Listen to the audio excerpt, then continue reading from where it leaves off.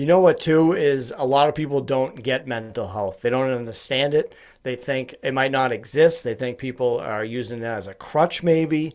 And I think about that too. It's like, well, Tim's just being a baby, or Tim can be better, or Tim like sometimes like I'm not good with dates and I'll forget people's birthdays by mistake, or like I don't see certain things where like, oh, I should have like helped a little bit more, or I should have like participated a little bit more. And it's like I might be a little bit annoying to some people because of like my high energy because of ADHD. So like, but then I'm just breaking myself down even more and being like, oh, this is why you're worthless. Like, this is why you're not good enough. And that's why people probably hate you. And it's like, then again, it's like now I'm making things up in my head. So it's like a constant circle of just like, you don't know what's going on in your head.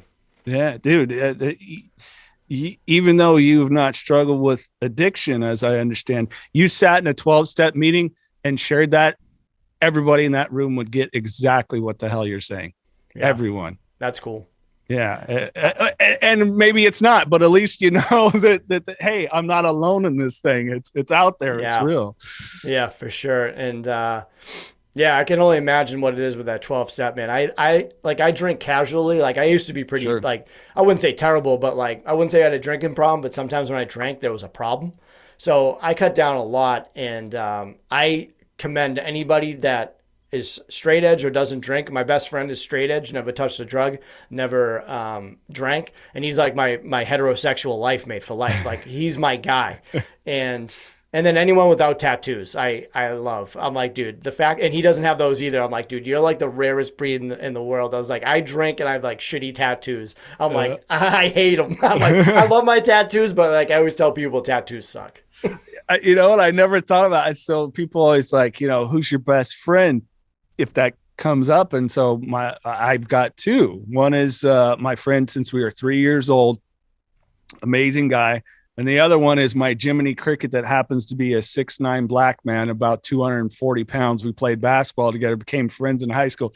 Never touched a drink, never touched a drug, no tattoos, got his stuff pretty well together. Yeah. Much like myself, probably like the women a little bit too much, but other than that, so it's the weird things that we can have those kind of people in our life that gives us a trusting gauge of like, was that yeah, man, that was up, or nah, you were in the right. We need that. We all need that sounding board. Yeah, 100%.